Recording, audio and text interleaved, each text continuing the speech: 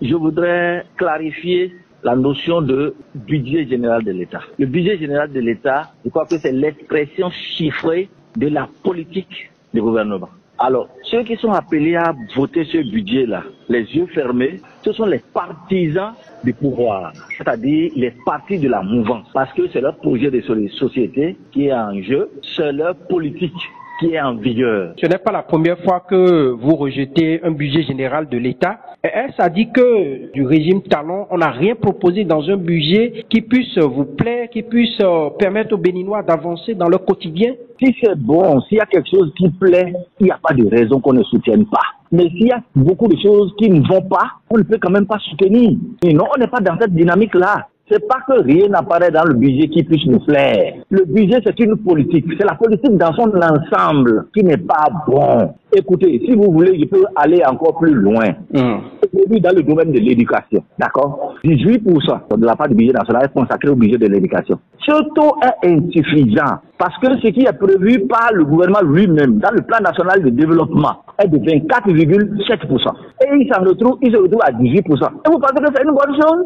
À l'examen, on s'est rendu compte que ce budget ne permet pas au peuple béninois de changer un minimum de quelque chose par rapport à la situation que le peuple vit. Honorable, vous êtes écouté par des millions de Béninois actuellement. Ça veut dire quoi? Vous y mettez quoi? Ça ne permet pas de changer un minimum dans le quotidien des Béninois. Merci beaucoup. Déjà, le plan de développement élaboré par le pouvoir de la rupture lui-même, prévu entre 2018 et 2025, fixe pour objectif d'atteindre une croissance soutenue de 10% en 2025.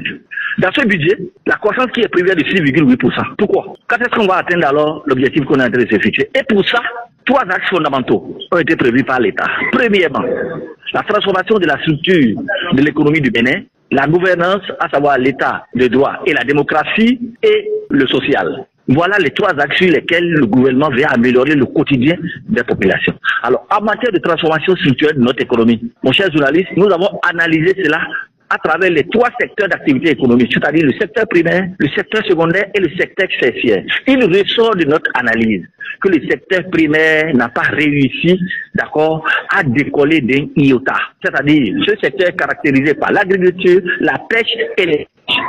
Le plus important dans ce secteur, c'est le secteur agricole. Ce secteur est peu développé. Sa productivité est insuffisante et ne permet même pas de booster le secteur afin de régler ou du moins de garantir la sécurité et l'autosuffisance alimentaire. Honorable, la contribution de ce secteur au PIB est 1,2%. Vous êtes en train de dire qu'on n'a pas fait du tout de progrès en matière agricole ces dernières années? Oui, bien sûr, on n'a pas fait de progrès. Le budget alloué n'a évolué que de 5,8 à 5,9. 0,1 pourcentage. C'est dérisoire, ça ne représente rien. Donc à partir de cet instant, ce budget-là n'est pas crédible. Alors, honorable, est-ce que c'est en rejetant tout de go le budget, en votant non systématiquement, que vous améliorez les choses, ou en fait c'est vous les journalistes qui pensez que nous votons, nous rejetons systématiquement. Quel est le quotidien des Béninois aujourd'hui? Combien de Béninois mangent à sa faim? Combien de Béninois peuvent se soigner aujourd'hui? Combien de Béninois peuvent envoyer les enfants à l'école? Combien sont envoyés en prison? Les prisons sont bondées, oui ou non? Honorable. Oui. Alors, nous, on cherche à comprendre. Si nous nous posons des questions, d'accord, pour faire croire que c'est nous les mauvais. C'est ça le problème. On n'a pas dit cela. La preuve, nous vous donnons la parole. Expliquez-nous. Vous comprenez comme si vous n'êtes pas au milieu des Béninois. Vous êtes mieux placé pour vous faire comprendre des populations. Et c'est ça qu'on est en train de vous dire, cette affaire. Ce sont des questions de relance honorable. Permettez donc qu'on vous dise ce qu'il y a. D'accord. Alors, à la séance plénière d'hier, qu'est-ce qui s'est réellement passé? Est-ce que vous avez fait ces amendements et la partie adverse a refusé de les prendre en compte, ou comment expliquez-nous réellement l'ambiance qui a prévalu hier? Oui, il ne s'agit pas de faire des amendements que le budget est déjà équilibré en recettes et en dépenses. Le déficit qui est là aujourd'hui, qui est comblé, c'est environ 1183 milliards. Et le recours à l'emprunt, le plafond de recours, c'est 1400 milliards. Et pour ces 1400 milliards, le niveau de croissance qui est attendu doit passer de 6,7 à 6,8 en 2025. Donc ça veut dire que pour 1400 milliards de dettes, la croissance qui est attendue est de 0,1 point. Ça permet de régler quel problème? Ça veut dire qu'on a déjà atteint le niveau d'intolérance, d'accord, du seuil de l'endettement. Ça veut dire que donc, même si on augmente l'endettement, ça ne change rien au niveau de la structure de l'économie. C'est ça. Et nous n'allons pas continuer cela. Oui, honorable.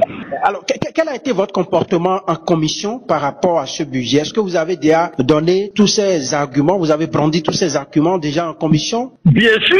Qu'est-ce que vous croyez? Demandez au ministre de l'économie et des finances. Pourquoi on ne peut pas prendre en charge les dialysés? Puisque depuis 1999, les dialysés ont été pris en charge jusqu'en 2016.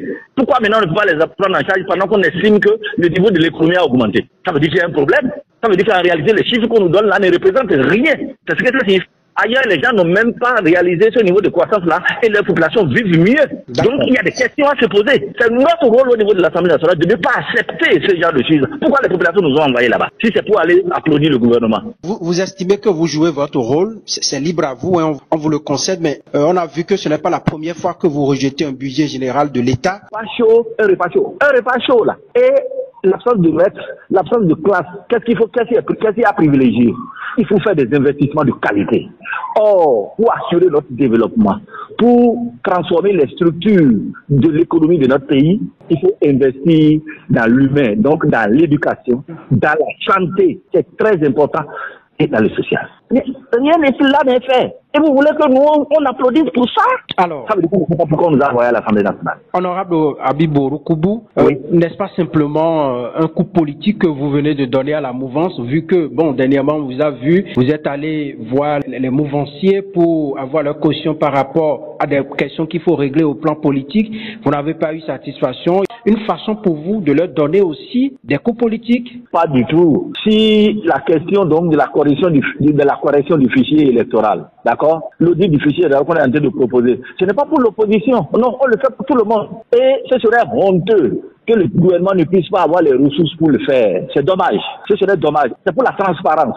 C'est pour une élection juste et égalitaire. Ce n'est pas pour les démocrates qu'on est en train de faire ça. Ne pensez pas que c'est pour ça que nous sommes en train de voter. Non, ça n'a rien à voir. L'année dernière, qui avait ça? On n'avait pas voté. Non, pas du tout. En 2024, il n'y avait pas question donc de l'audit du fichier électoral. Non, pas du tout. Et à cela, il faut ajouter alors la cherté de la vie. Et c'est ce que j'ai dit, et c'est là le plus grave d'ailleurs. Vous me donnez l'occasion. Rien n'est prévu dans ce budget-là, d'accord, pour atténuer les effets de l'inflation, les effets de la vie chère. Rien n'est prévu. J'ai dit ça en rouge.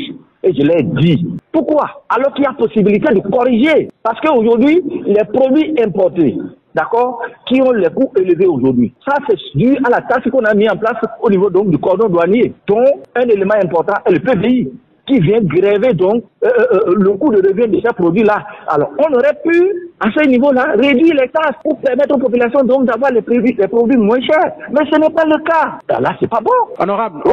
on va achever cette interview. Donc, si vous retournez aujourd'hui dans la 8e circonscription électorale, votre circonscription d'origine, vous allez dire aux populations que vous avez rejeté le budget parce que rien n'est fait pour diminuer le coût de la vie. C'est ça? Parce que rien ne va changer dans leur quotidien par rapport à ce qu'ils sont en train de vivre aujourd'hui là. Le gouvernement n'a rien prévu, d'accord, pour que leur quotidien change. Je vais le leur dire. Et ils le savent déjà. Et j'ai parlé de ça avec eux avant de venir à l'Assemblée nationale. S'il y a des gens qui souffrent de diabète et qui ont besoin de dialyse, ils n'ont aucune chance si ce n'est pas les fonctionnaires. C'est ça. D'accord. Merci, honorable Habib Ouroukoubou. Le plaisir est pour moi.